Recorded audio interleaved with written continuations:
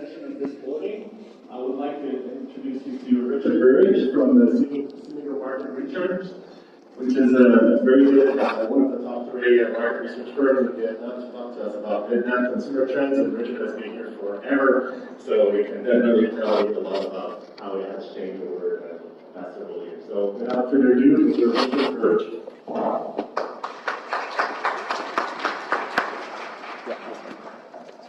Thank you. Thank you, Michelle, for having me. Obviously, we are the top market research firm, not one of the top three. Just to be crystal clear on that. I'm going to talk to you today about some macro consumer trends that have taken place in the market and give you some direction of where those trends are happening in the future. I hate to do all the work, so I will be asking you questions. And for correct answers, I give prizes. It's not a data, Richard, you're safe. But I do give a prize. So my first question before my first slide is who can tell me the GDP per capita as of 2017? Closest number wins. GDP per capita, what was that? 2,000 to the left. Anybody raising 2,000? Speak out. 2,300 is pretty damn close. Anyone going to beat it? 2,400? 2,300 wins. Well done. 2,250 US dollars is the GDP per capita as of 2017. So you get some lovely reading material. Well done, sir. Thank you.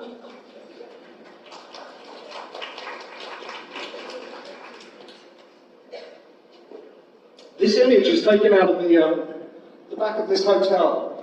I kind of like it for its simplicity and what it depicts.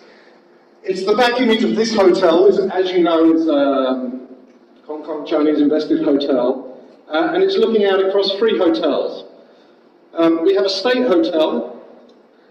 Here we have a internationally group managed Renaissance hotel, and we have the Mist Hotel, a private entrepreneur owned and rather successful hotel at the moment. But it really gives a good analogy to what Vietnam is about and the contrast that Vietnam carries. And off in the distance, behind the statue of a famous general, which is Trung Dao here, we have sort of north of central Saigon out in District 2, the road to Hanoi. We have it growing and escalating in height through high-rise in the distance. The area of land before it is supposed to become a government centre, 2 Tiem, and is under development right now. But will be mixed use. So it's a good analogy of really some of the development progress that Vietnam's making. The other thing that Trung Dao actually replaced a prior statue, which was 2 ladies, which were a good symbol of Vietnam. There were 2 ladies who fought against the powers that be in our history. And Vietnam is really a country, if you haven't learned it already, run by women and controlled by women. And men are just here at their leisure and pleasure. We now have a population of 94 million people. 35% of them today are urban. It's not as young as we were. A lot of people keep talking about Vietnam being so young. It's 46% are now under 30. And these are the numbers that people, certainly in a marketing arena, always ask me about. How many smartphones are there? What's the internet penetration and so forth.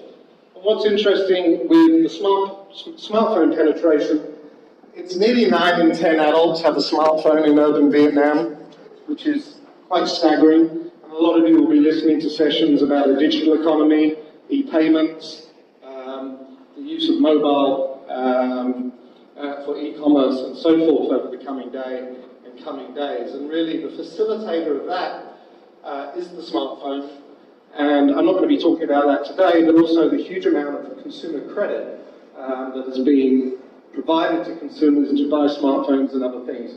About 16% equivalent of GDP was on consumer credit in 2017, so quite a staggering rise in consumer credit.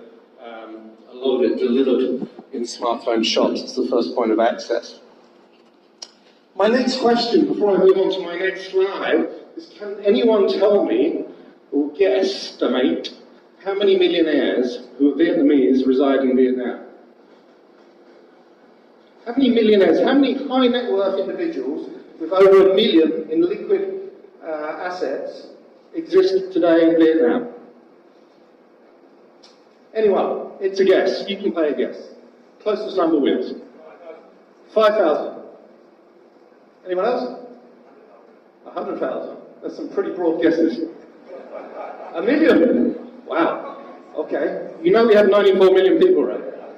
1%. Interesting. Anyone else? 20,000?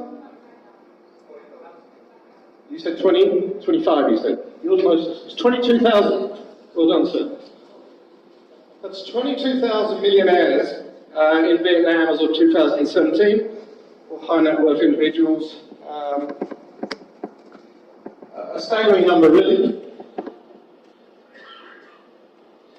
If we look at the global distribution of wealth, we have 5 women, who control the equivalent income of 3.5 billion people. In Vietnam, we have 272 individuals whose net worth is equal to the next 90 million. We have 272 ultra-high net worth individuals, that's with over 30 million in liquid assets. And as we said, we had, congratulations to the man who said that number, 22,000 high net worth individuals. Probably less interesting to you than this number, which is that now in urban Vietnam we have one in 2 households in urban Vietnam. So remember, majority of the country remains rural, but in urban Vietnam, 1 in 2 households now have $500 equivalent or more in household income per month. That accounts to 4 million households, just to put that in perspective, or 17 million people. So we've basically got 17 million people as of the end of 2017 who are really in the CPG target focus for consumer goods companies, for service companies, for e-payments, for e-commerce, for modern trade retail.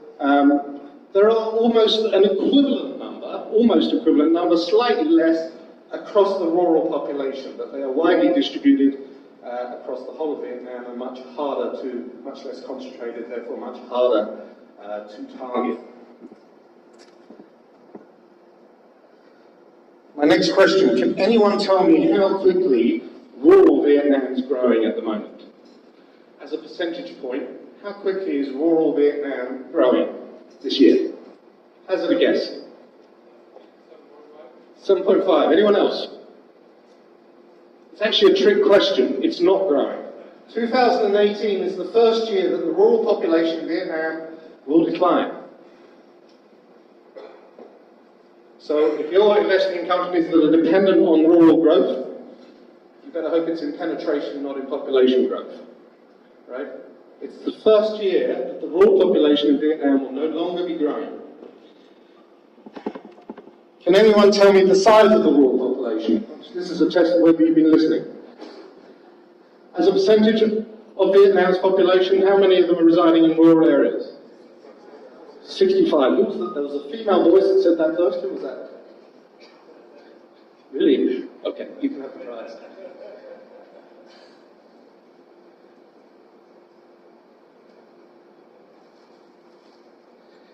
By 2035, that's going to increase to 45% from 35 for urban Vietnam, so quite dramatic urbanization, and probably the biggest shift to most of our benefits, whether in retail and services or in CPG spaces. Thank you. Congratulations. And even at today, 35%, the urban Vietnam is contributing 60% of the economic output of the country. So, probably the fundamental shift is that rural is no longer a growing area. The other big shift and difference is, the image is a picture of Hanoi, is really the move from Hanoi to Ho Chi Minh City and how far ahead Saigon really is. It's not something people like to talk about because as the centre of political power, Hanoi should really be first in a lot of people's minds, but essentially we now have a population of somewhere between 7.5 to 8.5 million.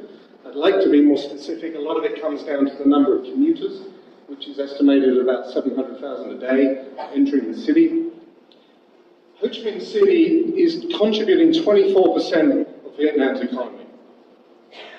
If I then include provinces nearby, Dong Nai, Binh Duong, that number increases dramatically. Most people like to think of top 5 cities in Vietnam as being Ho Chi Minh, Hanoi, Da Nang, Haiphong. It's not. It's a lie. You're fooling yourselves. The next two largest cities are our neighbours in neighbouring provinces. Certainly in economic output, they're in the top 5, if not second and third in population size. So the southeast really is the major economic contributor to the whole country. All sorts of indices, and a lot of them hype, but a lot of them also true, placing Ho Chi Minh City as one of the top dynamic cities in the world today. It's also one of the top hacking capability cities in the world today. It's coming to a lot of indices, some good, some bad, most of them good. And there is such significant momentum behind Ho Chi Minh City that the distance between Ho Chi Minh City and Hanoi that I saw 20 years ago when I arrived in Vietnam, and I look at 10 years ago and I look at 5 years ago, is moving further and further afield. So all these pushing the limits from Hanoi to Saigon, from rural to urban, from poor to rich, the stretch is getting much further. The distance from the average income to the high income families, the distance from the development of Hanoi to Ho Chi Minh City, the difference from a rural community to an urban community and what they can afford, what they can consume, what their life prospects are, is getting further and further and further, stretching and really pushing the limits of disparity. One more question. Can anyone tell me, on average, per day last year, on average, how many motorbikes were sold? How many motorbikes do you think were sold in Vietnam on a daily basis? Come on, you can guess. 2,000. 2,000. Anyone want to go above 2,000? Any bids above 2,000? 8,000. 30,000, my goodness, you wouldn't be able to move. 50,000, okay. You said 8,000? Okay, you're very close. It's 8,900 and something. I forget the exact number. There you go. 8,961 motorbikes, new motorbikes, sold a day, which is why hopefully most of you are visiting or staying nearby this hotel. Okay. We had 463 cars, which is, I don't know, maybe if you live here that sounds great. Of course, if you live in China, that sounds like irrelevancy. If you live in Indonesia, it sounds like it's irrelevant. It's a very small number, but of course it's actually not growing. It's less than last year, but that's more to do with future prospects on pricing and within Asia. We've got an urban density in Ho Chi Minh City is now reportedly higher than it is in Tokyo. Dense cities, of course, offer some energy savings, some convenience. It's supposed to offer a better quality of life. Not necessarily the case. And they present a lot of opportunities for services, and for services that are centered on convenience. And Vietnam is really moving from a much more spacious to a much more dense society. The building in the middle there, which looks like a Burberry to me, I'm not going to explain what that means, but it just topped off on the weekend, and that's maybe several could tell us it's in the top 10 highest buildings. It's a bit of a trophy building. It's just topped off on its construction last weekend. So, you can see that the city skyline is getting far more dense, and that moving into apartments and dense living facilities is certainly increasing dramatically. And that, one would think, would create a lot of retail opportunities and a lot of service opportunities for convenience. I just press the off button.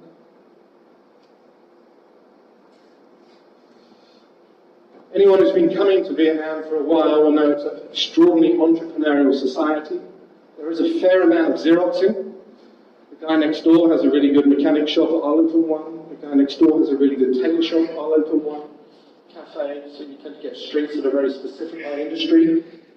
But we saw 110,000 new businesses registered, private businesses registered last year, expecting about 125,000 this year, and it's been nearly 20% growth every year in number of new businesses. So you have a society that really everyone wants to be the boss, which causes a few issues at work, but generally the women win through on that.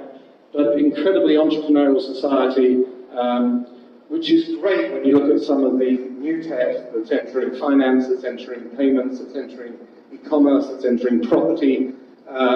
You also have one of the top programming destinations, coding destinations on Earth in Vietnam. So you combine those two together, the digital future for Vietnam should be rather bright. One of the other staggering changes is that in the last 10 years, it's become much, much harder to play in CPG. The cost of entry has gone up dramatically, the rising competition has gone up dramatically, the sophistication and fragmentation of what is available means that every 6 months it's getting, in whatever consumer category I look at, it's getting significantly harder to enter and to win. So the likelihood of success is diminishing given the sheer competition that exists. We're having more modern retailers, more media channels, more fragmentation, frankly a lot more work for any of the CPG companies to be successful. And if they haven't got a dominant 1 or 2 position today, then it's probably going to be a real struggle for them to actually provide their investors a return. Consumer segmentations, the propositions that exist almost across any category have almost been saturated. So the development there has been much faster than one would anticipate. If you now look at the shelves in the supermarket and compare them with Thailand or compare them with Malaysia or compare them with Singapore, there isn't a lot of room for new entrants with new ideas. So much harder space to play in the CPG category. My next rather odd question. We always focus on Vietnam being a young country. Can anyone tell me the fastest growing age group in Vietnam? Which segment? Is it the under 10s, the under 20s, the under 30s, the under 40s, the under 50s? Who do you think is growing the fastest in Vietnam today? 30s and 40s? Anyone else? 50s? Okay. 30s and 40s wins. Come on. More for you to carry home. Yeah. We really are moving from a young economy to a much older economy. The birth rate is dropping dramatically. It's now below 60% for female adults. And it's dropping fast. It's dropping faster than you've seen in other developed or economies moving from a developing to a developed status. Life stages are certainly maturing. So we're seeing old singles growing dramatically, empty nesters, which is where the children have left home, there's only the parents left, and married couples with teens really being the area where there's the most population growth. And, you know, if you're investing in a CPG space, then that has a big impact on what sells, what households buy, what they prioritize, what their purchase priorities are. There's certainly a hell of a lot less pester power. So on the 30s, I think I mentioned earlier, now at about 46%. Over the next 7 years, we're going to be adding 7 million people, which is the highest area growth to the over 40s. So in terms of opportunities, we now need to start thinking, if we're thinking longer term, I'm not sure many of you are, but if you are thinking longer term over the coming decade or two, then you want to be speaking to people about, well, what are you going to do to market to the silver-haired population, people like me, right? Because that's where the biggest demographic growth is. It's much easier to win in a market where your demographic segment is growing. When it's declining, yes, there are of course opportunities, and the absolute numbers would suggest the under 30s present a great opportunity, but it's much harder to win when markets become saturated and the demographic group that you're targeting is no longer growing. It becomes much, much harder to win.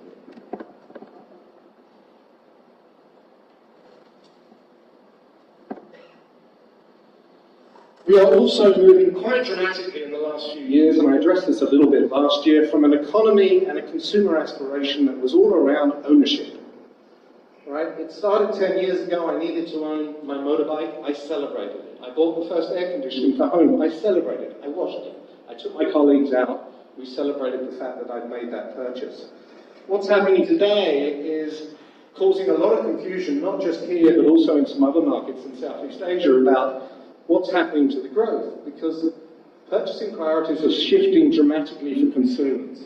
And it's shifting away from owning the newest motorbike or owning the newest mobile phone to having the greatest experiences. part of the rationale for that is the ability of Facebook to enable and facilitate the sharing of that experience. The sharing of that experience gives instant gratification because it shows my friends that I've got increasing sophistication. And that doesn't matter whether I took a trip to Fansipan Mountain and climbed it, or I went to a new cafe and look at the great latte and look at the nice environment. Because I share it on Facebook, I get instant gratification. And it is really enforcing that social behavior of sharing experiences, and it is fundamentally shifting the purchasing priorities of consumers. We've got 64 million Facebook users here, lucky us. We've got an economy that spends an inordinate amount of money overseas. So this is just looking at money spent on the US education market in 2017. That's 764 million that parents spend on their children to get them educated overseas. We immediately think university, increasingly that's also high school. Healthcare, $2.4 billion US spent overseas. Obviously both of these present opportunities and target areas of focus within our own economy to develop better services there. Air travel saw 25% growth, 32 million domestic air travellers, 27 million international. So Troy mentioned earlier, I think it was Troy that, of course, Vietjet is a big help of that. Vietnam Airlines is also benefiting. We also see a huge shift in leisure and entertainment options. So we're seeing this sort of plethora of chain brands, whether it's for fast service, whether it's for cafes, whether it's for casual dining. Some of you in the room are probably invested in them. Many of you are probably regretting it. But there's a huge growth in this space, a lot of them struggling to turn that into money. The latest fad, highest growth in any single category for fast service, beverage and food, is bubble tea at the moment. Let's see what other fads come into play later in this year. Could anyone suggest to me the number of convenience stores that we now have in Vietnam? Convenience stores like 7-Eleven, Circle K, Family Mart, Big Mart. That's what I mean by a convenience store. Anyone, any ideas? Didn't hear that, sorry? 100,000, wow, okay. 10,000. I'm going to ask for bids that are lower. 3,000 is pretty damn close. That'll do. Well done. You have the last prize. I don't know who said it though, there's a bright light shining. Thank you. 2,400 is the number of convenience stores. I realise I'm ahead of myself, so I'm going to come back to that. What I wanted to talk about on this slide is the shift from international brand players to local brand players, particularly, again, in this consumer goods category. And you'll see I have Asian brands there as well. And part of the reason I say Asian brands is because a lot of what we think are Vietnamese brands have been sucked up in the Thailand grab that the earlier speaker alluded to. So a lot of people, a lot of consumers have no concept that a lot of the brands they're buying are actually increasingly owned by Thai companies. Whether it's Vinamilk, Sabeco, Masan, whilst they own all of Sabeco, or the majority share, they don't for Vinamilk and Masan, but actually that may be not true, you need to check the shareholdings, but they own significant proportions of these companies. Metro, which is now called Mega, Big C, Zalora, Nguyen Kim. So Nguyen Kim, for those of you from overseas, is a very popular electronic store. Zalora is an online trading online platform for fashion. Big C is a supermarket chain. So this has all been pretty much last year, although Vinamilk and Masan extended to 2 years prior to that. But it is a massive movement of investment from Thailand into Vietnam as Thai companies look for leveraging the growth opportunity that Vietnam is presenting. So 30 billion in FDI in 2017, a lot of it coming from Korea, Thailand and Japan in the business to consumer space. So that's really a consumer focus as opposed to a B2B or infrastructure focus. Frankly, the reason that local brands are performing so well is they're not afraid to fail. So many of the international brands have a fear of failure and a protection of my job and my status and, frankly, my short-term KPIs, but it makes them extremely hesitant. They lack confidence. They're very afraid to fail. And where we see really brands changing the shape of a consumer market space It's because they're not afraid to fail. They do fail. And for them, it's keeping that failure rate as low as possible, but they are happy to fail, learn, move on. They're very agile in the way they go to market. As I say, it's increasingly confusing as to what's an Asian brand and what's a local brand. This example still remains a local brand, as far as I understand. That's from THP. And it's a very strong player. But there are many examples across many categories where local brands have now left the international brands that were once dominant, just 7, 8 years ago, standing and looking rather foolish. So the opportunity is huge there. We have other major trends, which is the move from fresh produce to branded produce. This is coupled with a number of things. The main instigator has been food scares. If I go back 10, 11 years, you had melanine crisis in China, you had Fonterra in China having problems, you had others having problems, and some of those have still continued into more recent times. You only have to look up any Vietnamese newspaper across a given week and you will see articles about food scares, food standards, the wrong things being in food, and poisonings. So provenance and origin is becoming increasingly important. The words natural and organic, of course, by marketers get abused and misused, but it's something that consumers are most certainly looking for in terms of the produce they're concerned. And it's becoming, marketing in this space is becoming more about what's not in the food than what is. You know, if I go back 5 years, it was more about the extra things we added, the nutrition. Now it's more about what we don't have and how we're keeping our food clean and simple, and we can trace back the origins. So, you know, from farm to plate type marketing ideas. This is also creating huge benefits for retailer-owned brands, because if I'm a big C, for example, a supermarket, I can put rice in a bag, and I can be the stamp of authority and quality. That is also helping. Modern trade, of course, is also helping. E-commerce is also helping.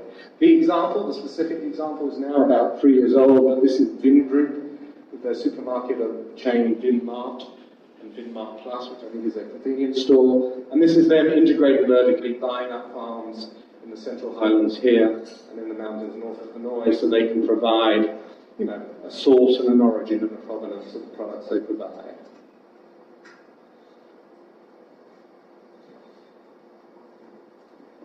Convenience, modern trade.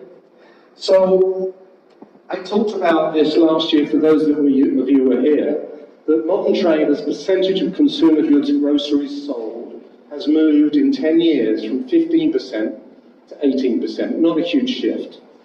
Of course, that hides the absolute value movement, of course, but there's been a rapid growth in people presenting pharmacy, health and wellness chains, convenience stores, 2,700, and that's grown by nearly 1,000 in the last year, by a couple of key players increasing the number of convenience stores. Supermarkets and mini-markets, and primarily the growth is in mini-markets. For those of you who know Mobile World, they've been extraordinarily aggressive over the last year, increasing their number of Batois mini-markets. So, a lot of this is smoke and mirrors, and I talked about this at a little bit more length last year, because a lot of these are struggling to make any money, and will do, and they're really playing a retail street property grab and a share grab way ahead of profits, and the profits are a long, long way off. And a number of them are struggling, and a number of them are up for sale. The biggest shift, that if we manage to move 3 digit points in 11 years, from 15% to 18% of sales, yet in the last 3 years, we've seen e-commerce increase from 0 to 4%. I will put to you as a group that e-commerce, we're going to leapfrog modern trade. And in fact, the traditional trade will be distribution points for e-commerce in the future, and that the modern trade will disappear over the next 10 years and will not become a significant player as it has in other markets.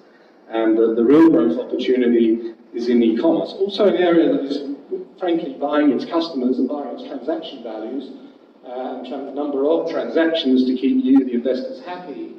But the reality is the long-term players in e-commerce. We have a market that is built around convenience. There is not anything I can't get delivered to my door extraordinarily quickly. I can pay cash on delivery because payment systems aren't that developed. I think it's close to 90% of any e-commerce delivery vehicle is cash on delivery. Think about the benefits that affords the consumer. Wasn't quite the peak I imagined. I won't be taking that, thank you. So e-commerce is naturally built for Vietnam, where that last mile delivery problem, we don't have to go far to find a motorbike taxi in this country. So that's a real opportunity, and I think Vietnam's done this time and time again. It's leapfrogged certain traditional life stage cycles of different services, of different consumer goods, of different products, and I think this is probably going to be another one where we're going to skip quite quickly over the modern trade phenomena that we would normally expect to see as an economy develops. So operating in this space, we also have, the dichotomy that causes with the plethora of chain fast service restaurants, beverage outlets growing. We need independent outlets that can drive experiential concepts, so we're seeing a lot more of those. And of course, we're seeing a continuation of the chain operators, their growth in the number of outlets. I think Highlands is fast approaching about 250 outlets and doing so profitably. Standard safety and consistency for them rather than a boutique or craft experience for a lot of the independent operators as they seek to compete in those environments. We're also seeing a hell of a lot more data as things move from a more traditional to a more electronic or digital standpoint, from transactions for consumers, but also for the data available to marketeers. We're seeing a lot of illusions, we're seeing a lot of fools. We are seeing the tide beginning to turn on Facebook and Google at the global level, but also at the local level. We're seeing the authorities camp down on a lot of these platforms, fines for not having the right licensing and for thinking they're exempt from tax for some reason. So we're seeing a lot more data, but we're also seeing a lot more confusion. Phức tạp just means confusion. I like the way it sounds in the sense of too much data. So if we look at the limits and how they're being pushed, the disparity that exists are being pushed further and further afield between these different elements, from porter rich, raw to urban, all the way through to traditional to e-commerce, from fresh to branded. A lot of these things present a new order and a new opportunity for many of the marketeers and therefore the investment. That's it for me. Does anyone have any questions? Please go on. I asked you 6 questions. You can come up with one. Okay, no questions. If you have no questions, Michelle has the presentation. Thank you for listening.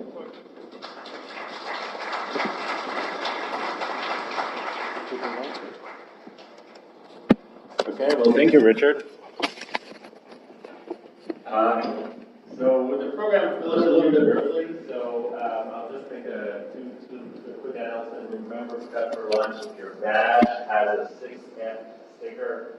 It means you're invited to the 6th floor. If not, use the 4th floor. Again, we don't have the capacity for everybody on the same floor, so please try to follow this. Otherwise, it's going to be total chaos. Okay, so I really appreciate you could do that. And don't forget as well, tonight we have our party.